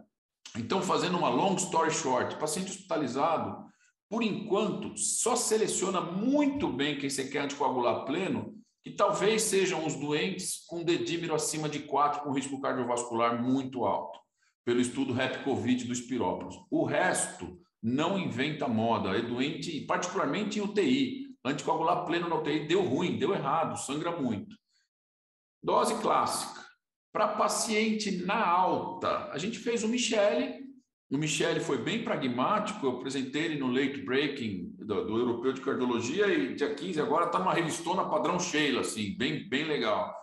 E a gente mostrou num estudo, usando o score de improve de 2 a 3 com dímero D alto ou de 4 para cima na alta, e excluindo os doentes de risco alto de hemorragia, leia-se, clearance queratinina abaixo de 30, tomando aspirina e clopidogrel com úlcera gastrointestinal, cavitação pulmonar e câncer, que eu excluí, no dia 35 nós fizemos angiotomo e Doppler de todo mundo e demos Xarelto 10 ou nada, e uma redução muito sensível de eventos pulmonares, 67%, com number needed to treat de 16. Nós fizemos um exercício agora, Sheila, com essa quarta onda europeia e americana, Nós vamos ter 500 mil mortes nos próximos 6 meses, 25 milhões de internação. Com 50% dos doentes micheláveis, se seguirem o que a gente está propondo, dá para reduzir 781 mil embolias pulmonares. Estudo feito aqui no Brasil. Então, vocês fazem isso, a gente está nessa também. Então, para doente de alta, não é para todo mundo, só quem tem score de improve alto, risco de sangramento baixo. Para paciente ambulatorial, nenhum. Não há indicação de anticoagular a gente que está em casa. Pode ter diminuir de 1 milhão. Nós não temos evidência nenhuma que dá anticoagulante proteja esses doentes. Aliás, os estudos estão sendo interrompidos por futilidade. Um deles é o Active 4A, foi interrompido com poucos doentes por falta de evento. Tem um estudo que o Álvaro Abezum está controlando, que é o CARE, que colocou 500 doentes. Eu não sei os resultados, mas me parece que não está tendo muito evento também. E tem um estudo que a Ariane está participando com a gente, aí o Renato que está liderando, que é com a Pixaban para paciente ambulatorial, dificuldade de incluir os doentes, número baixo de evento. Então, por enquanto, a gente não tem nenhuma evidência para anticoagular doente que está em casa. Para vacina, nem por decreto do Jesus Cristo você dá anticoagulante para eles. Então, primeiro, porque o número de evento é baixo. E segundo, porque o mecanismo é imunomodulado por plaqueta. Não faz o menor sentido dar anticoagulante para os doentes. Não há evidência nenhuma que deva ser anticoagulado doente tomando AstraZeneca, Coronavac, qualquer uma delas. Então é bem simples. A coagulação com Covid, anticoagulação, acho que eu nunca vi tanta bobagem concentrada nos WhatsApp como no último ano e meio, como coagulação e Covid. E assim, isso deu até briga na nossa sociedade de trombose e hemostasia, mas me perdoem, é na pandemia que a gente precisa dos trials randomizados, controlados, prospectivos e bem feitos. A gente fez aí o Action, a Ariane participou. Tinha essa impressão que a anticoagulação plena ia salvar a vida. O Action, que comparou 20 de Riva versus enoxaparina 40 em doente hospitalizado com dímero D alto, não mostrou benefício nenhum, nem mortalidade, nem hospitalização, nem necessidade de oxigênio, com 3,84 vezes mais sangramento. Então, alto lá, vamos esperar os clinical trials. A mensagem de Covid é não inventa muita moda, que dá certo. Mas, basicamente, isso. Sheila, eu te mandei o cartoon aí, tá aí no chat. Não, maravilhoso, eu já vi o cartoon, já coloquei aqui na... Quer compartilhar aqui, Sheila? Quer compartilhar? Vamos compartilhar. Ele é bem for dummies, assim, lá no meu Cardiovascular Talks, é o que o pessoal quer. Não, tá maravilhoso o cartoon, adorei. Excelente. E o paciente com câncer e Covid, hein, Ariane? Precisa de Adorei essa pergunta. E aí eu vou seguindo Eduardo, porque, na verdade, também a gente não pode inventar moda, né? O paciente com câncer é um paciente de alto risco sempre, como eu disse. Com Covid, ele também é de alto risco. Então, a gente segue sim, o paciente hospitalizado sim precisa de profilaxia, que dose é a dose habitual. Não tem menor indício da gente fazer anticoagulação majorada ou aumentada ou otimizada, sei lá o nome que a gente quiser dar para isso, nem anticoagulação plena. Então, o paciente com Covid, a gente segue, e câncer, a gente segue as mesmas regras do paciente clínico hospitalizado e do paciente com Covid ambulatorial. Não há necessidade de fazer essa diferenciação. E é interessante que esse é um perfil de paciente, quando a gente vai olhar os dados da maior incidência de Covid, de tromboses, câncer, tudo bem, eram pacientes de risco, mas muito menos do que doença cardiovascular prévia, né? Muito menos do que o obeso, muito menos do que o paciente já com doença prévia cardiovascular. Então, realmente é um doente de tomar cuidado, mas o doente cardiopata ele é mais grave para risco de trombose com Covid. Então, vamos seguir, segue o jogo, segue do mesmo jeito. Porque dá vontade, né? A gente fica bem ansioso. E a Gisele, e o paciente que teve AVC e foi feito o diagnóstico de Covid, né? Nós não encontramos nenhuma etiologia além do Covid, né? Na verdade, além da co-infecção. E aí, é possível atribuir o Covid à etiologia do acidente vascular cerebral? Otávio, acho que essa é uma pergunta super importante, até porque a gente caminhou um pouquinho no entendimento, né, desses pacientes associados ao Covid, né? Então, no início da pandemia, a gente viu muitos casos em pacientes gravíssimos, pacientes que estavam na UTI, entubados, com síndrome respiratória aguda muito grave, que não acordavam, a gente fazia a tomografia e estava lá, o evento vascular, né? Então, esses pacientes, como diz o Du, com um dedímero de 1 milhão, super graves, e no início fez uma associação, né, entre, por ser uma doença que leva a eventos trombóticos também, entre o COVID e o risco de AVC isquêmico, né? Então, eu acho que o paciente com AVC e COVID, ele tem que ser visto dentro do contexto da gravidade do COVID. Então, paciente que tem COVID, está em casa, né, então não tem nenhuma gravidade do evento e faz o AVC isquêmico, para mim aquilo é uma coincidência. A gente sabe que os eventos inflamatórios, infecciosos, aumentam o risco ponto de AVC, né? Então não é só COVID, né? Então você tem influenza, aumenta o risco de evento. Então eu acho que nesse caso a gente deve agir exatamente como a gente age em todos os pacientes, né? Então não vejo necessidade da gente mudar a nossa conduta, nem a investigação etiológica e nem mesmo a escolha do antitrombótico, né? No paciente que tem um COVID grave, então é um paciente que tem eventos trombóticos outros, como disse o Edu, teve indicação de anticoagulação porque teve um evento trombótico, então ele teve uma TVP. Não tem dúvida que a profilaxia secundária do AVC desse paciente vai ser com anticoagulante, né? E aí a investigação passa por fazer avaliação arterial, para a gente ver se tem uma fonte arterial, passa por pesquisar forame oval patente, passa por pesquisar SAF, porque tem a descrição de anticorpo antifosfolípide, né, associado ao uso do COVID, e a conduta vai do que você encontrar, né? Então, acho que não dá para colocar numa sacola única.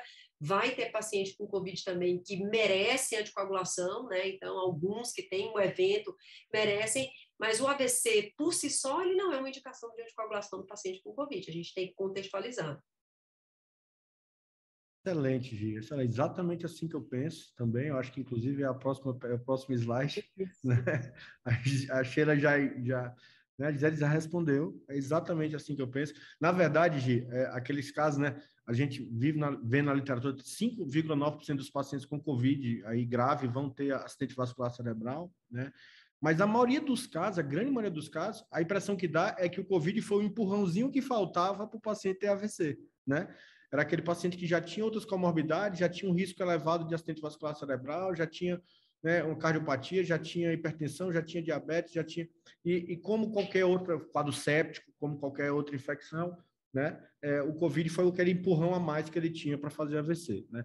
Obviamente que existem alguns casos, né, em que a gente fica com a clara impressão de que o COVID contribuiu para a etiologia, né? Um paciente jovem, né, sem nenhuma outra etiologia, né, que tem uma trombose de uma grande artéria, né, e que tem fenômenos embólicos em vários locais, é um quadro de SAF, né? Na verdade, estímulo de corpo fosfolípido secundário ao COVID, eventualmente um quadro que tem quase que uma coagulação intravascular disseminada, são casos que a gente vê muito mais raros e específicos. Eu acho que a gente tem que individualizar, né? Mas eu acho que o foco deve estar na investigação etiológica do acidente vascular cerebral. É exatamente isso que eu acho, né? Porque a gente, na maior parte das vezes, a gente tá diante de um paciente em que o COVID foi só um estresse a mais, né, para levar esse paciente para anticoagulação. E a gente vai manejar esse paciente com AVC de acordo com a etiologia provável do acidente vascular cerebral que ele teve.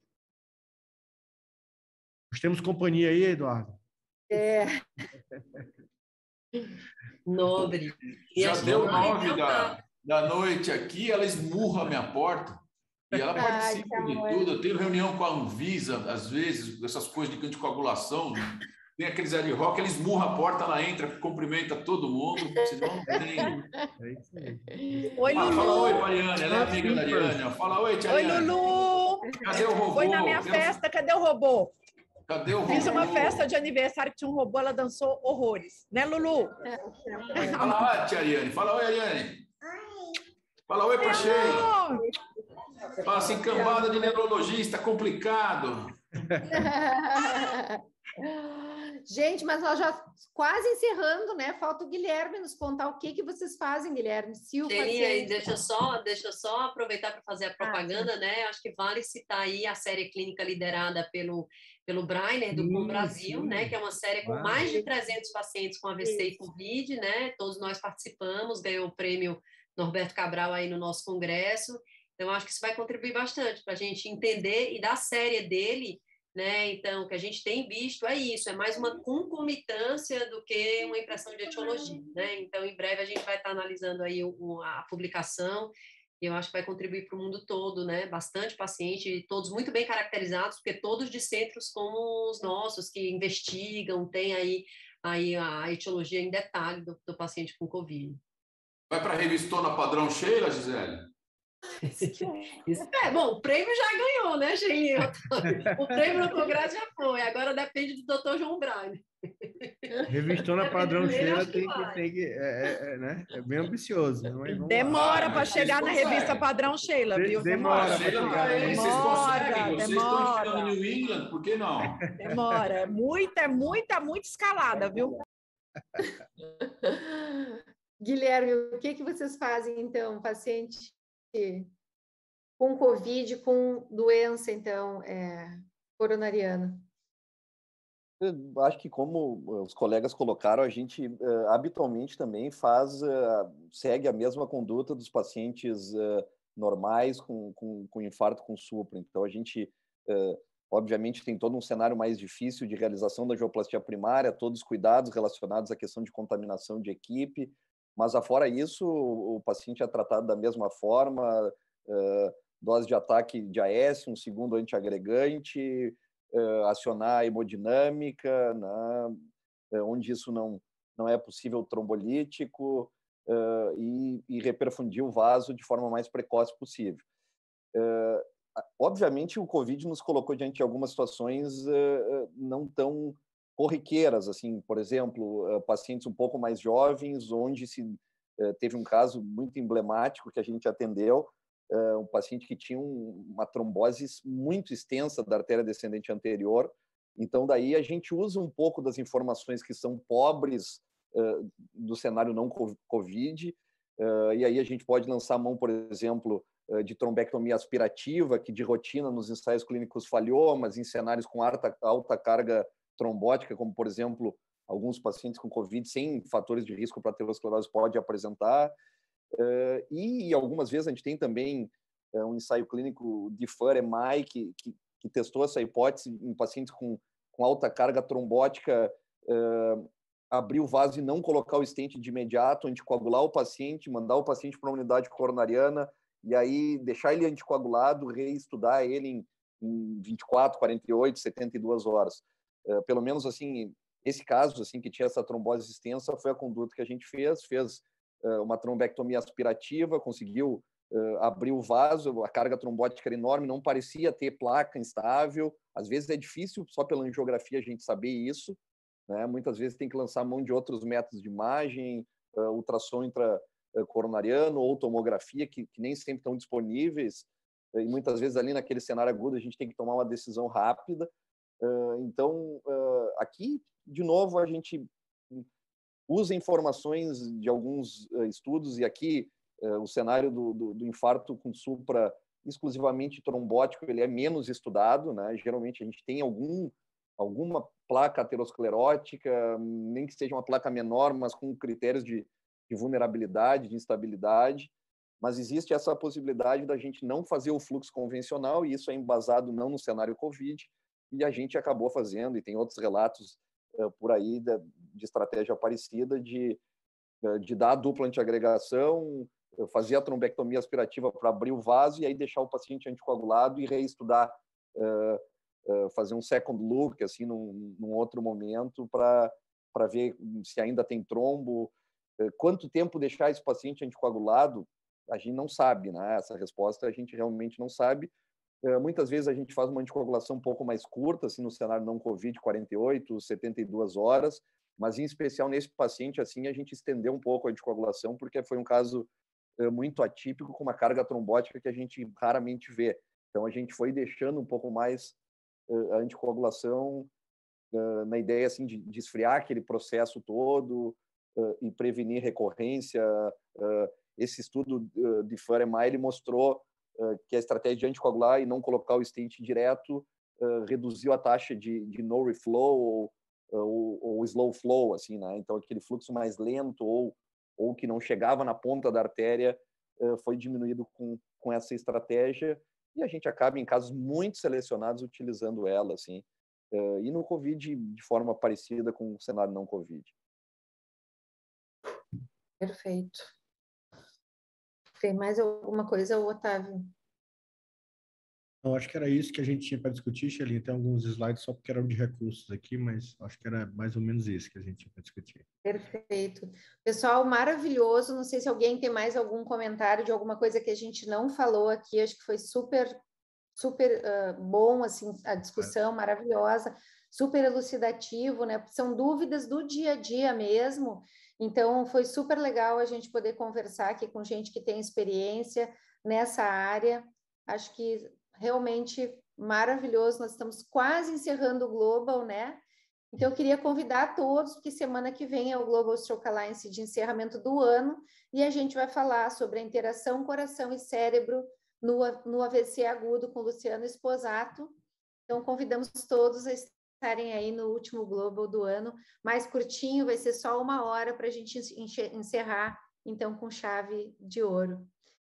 Gostaria muito de agradecer você, né? Ariane, Eduardo, Guilherme, maravilhoso. E bom contar com vocês aqui. Gi, Otávio, beijos.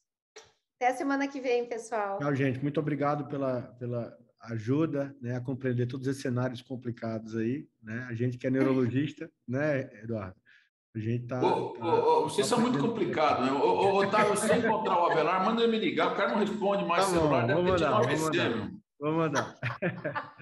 Gente, um grande abraço. O pessoal está todo agradecendo aqui, pessoal. O pessoal todo agradecendo a vocês aqui. Sensacional. Beijo para todo mundo. Muito obrigado pela oportunidade, gente. Boa noite. Tchau, tchau. Feliz Natal, feliz ano. Tchau, tchau. Tchau, Guilherme. Tchau, Ari. Tchau, Sheila. Tchau. Beijo. Revistou na padrão Sheila. Isso que é.